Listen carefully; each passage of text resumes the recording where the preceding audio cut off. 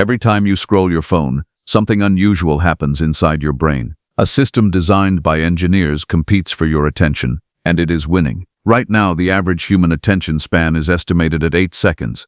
A goldfish holds focus for 9. But here is what that statistic does not tell you. This did not happen by accident. It was engineered. 20 years ago, people read novels cover to cover. They sat through 2-hour lectures. They watched films without checking their phones. Today, research from Microsoft suggests that sustained focus begins breaking down within seconds of encountering a screen. Studies from the University of California found that after a digital interruption, it takes an average of 23 minutes to fully regain deep concentration. 23 minutes for a single interruption. And the average smartphone user receives between 60 and 80 notifications per day. Do the mathematics. Deep focus, the kind required to learn a skill, understand a complex argument, or build something meaningful, is becoming structurally impossible for millions of people, not because they are lazy, not because they lack discipline, but because the environment they live in was specifically designed to prevent it. If this is true, the consequences extend far beyond productivity. Attention is not just a tool for getting things done. It is the mechanism through which humans form beliefs, build relationships, and understand the world. But the real mechanism appears deeper in the system. A person who cannot sustain focus for 10 minutes cannot follow a complex argument. A person who cannot follow a complex argument cannot evaluate evidence. A person who cannot evaluate evidence becomes dependent on whoever controls the summary. This is not a small problem. This is a structural shift in how entire populations process reality. And the mechanism driving it is not a virus, not a chemical, and not a generational weakness. It is a business model. To understand how this happened, we have to look inside the architecture of the modern internet itself, not at individual apps or individual habits, but at the economic incentive that shapes every platform, every algorithm, and every design decision made by the largest technology companies in the world. The deeper researchers studied the relationship between human neuroscience and platform design. The more deliberate the picture became. This is not a story about technology going wrong. It is a story about technology working exactly as intended. There are 4 mechanisms worth examining closely. Each one builds on the last. Together, they form a system that has quietly restructured the human capacity for sustained thought. The first mechanism is the one most people sense but rarely articulate clearly. Attention is the currency of the internet, not money, not data. Attention. Here is how the economic chain works. A user opens a platform. The platform captures their attention. That attention is converted into engagement. Time spent. Clicks.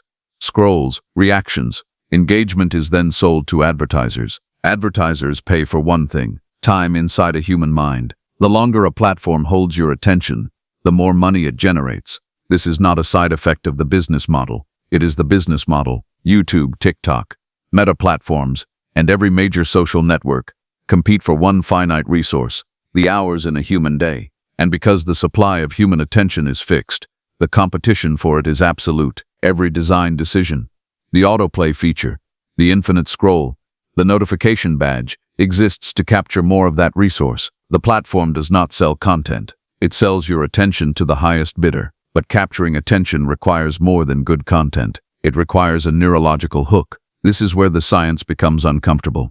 The human brain contains a reward system built around dopamine, a neurotransmitter released in response to pleasurable or unexpected stimuli.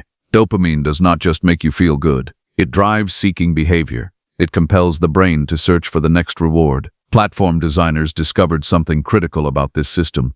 The most powerful trigger for dopamine release is not a guaranteed reward. It is an unpredictable one. Psychologists call this intermittent reinforcement. It is the same mechanism that makes slot machines so difficult to walk away from. You pull the lever. Sometimes you win. Sometimes you do not. The unpredictability is precisely what makes the behavior compulsive. Now apply that to a social media feed. You scroll. Sometimes you find something fascinating. Sometimes you find nothing. But the possibility of the next reward keeps the behavior running. Each scroll is a lever pull. Each unexpected video. Each surprising post. Each notification is a variable reward. The brain does not distinguish between a slot machine and a social media feed at the neurological level. Both activate the same dopamine loop, and both are extraordinarily difficult to stop voluntarily. Now here is where the system accelerates. This is where the system stops influencing behavior and starts reshaping the brain itself. Platforms do not just capture attention passively. They actively learn what holds it. Every second of watch time, every pause, every replay is fed back into the algorithm. The algorithm identifies patterns. It learns that shorter content holds attention more reliably than longer content. It learns that faster cuts outperform slower ones. It learns that novelty outperforms depth, and then it amplifies exactly those patterns. Watch what this did to content over 2 decades. In the early 2000s, the dominant online content format was the blog, long-form written analysis, sometimes thousands of words. Then came YouTube video content, typically 10 to 20 minutes. Then Instagram images and captions, seconds to consume. Then Vine, 6-second video loops. Then TikTok, 15 seconds. Then 30, now 60. But the core loop remains the same. Each evolution was not driven by what audiences consciously wanted. It was driven by what the algorithm discovered held attention most efficiently. The result is a content environment progressively compressed toward the shortest possible unit of stimulation, and the brain adapted, not through conscious choice, but through repeated exposure. The brain that spends 3 hours per day in 15-second loops begins to expect that rhythm everywhere. Long-form content starts to feel slow. A 10-minute video feels like a commitment. A book feels like an endurance test. The algorithm did not just change what people watch, it changed what the brain is comfortable processing. This brings us to the consequence that receives the least attention and carries the most weight. Humans do not think in data points. Humans think in narratives. The ability to follow a story, to hold a beginning, a middle, and an end in working memory simultaneously, is the cognitive foundation of complex reasoning. It is how humans understand cause and effect, how they evaluate arguments, how they build mental models of systems larger than their immediate experience. Short-form content does not just reduce attention span, it fragments narrative capacity. When the brain is trained to process content in 15-second units, it loses fluency with longer sequences. Reading a dense paragraph requires holding multiple ideas in working memory while processing new ones. Following a complex argument requires tracking premises across several minutes of reasoning. Understanding a financial system, a political structure, or a scientific theory requires sustained narrative coherence.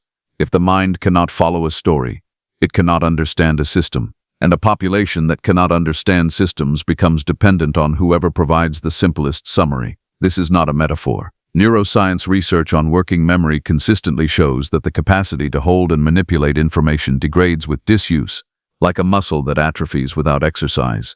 Narrative processing weakens when the environment stops demanding it. The platforms did not intend to produce this outcome, but the incentive structure guaranteed it. Now the full picture comes into focus.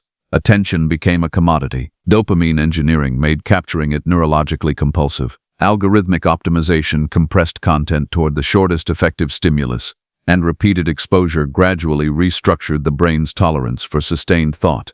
These 4 mechanisms did not operate independently. They reinforced each other across 2 decades of accelerating adoption. The result is a cognitive environment, unlike anything in human history, one where the most powerful communication technologies ever built are optimized not for understanding but for engagement, not for depth, but for time spent, not for the user's benefit, but for the platform's revenue. What remains unresolved is the question of reversibility. Neuroscience offers cautious optimism.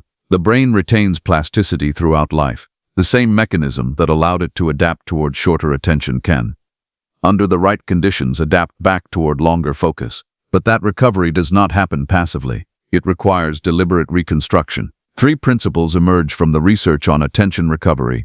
The first is focus training. Attention functions like a muscle. Deliberately extending the duration of single-task focus, even by 5 minutes per session, produces measurable improvement in sustained concentration over weeks. The second is the boredom threshold.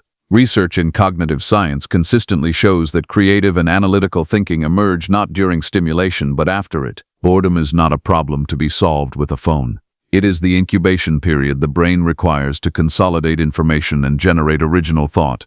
By eliminating boredom with constant stimulation, the system eliminates the conditions under which deep thinking occurs. The third is long-form recovery. Books, long documentaries, and extended periods of single-subject focus gradually rebuild the narrative processing capacity that short-form content erodes, not because long-form content is inherently superior, but because it demands exactly the cognitive endurance that the current environment is systematically removing. These are not productivity hacks. They are acts of cognitive reclamation. But here is what this investigation has not yet addressed. The attention economy is only the visible layer. Beneath it operates a more sophisticated system, the algorithm itself, not just a tool for sorting content, but a predictive model of human behavior that learns individual psychological patterns and exploits them with increasing precision. The algorithm does not just respond to what you watch, it shapes what you want to watch next. And understanding how it does that reveals a level of behavioral engineering that makes the dopamine loop look simple. The attention economy may appear to be a story about distraction, but beneath it lies a more fundamental question about who controls the inputs to human thought, and therefore the outputs of human belief. Across history, our picture of the brain has changed, and we are following that transformation step by step. In the next episode, we examine the algorithm itself, how it builds a predictive model of your psychology, why it becomes more accurate the longer you use it, and what that means for the information environment every person now lives inside. If that investigation matters to you, follow the channel. The next episode continues from exactly where this one ends.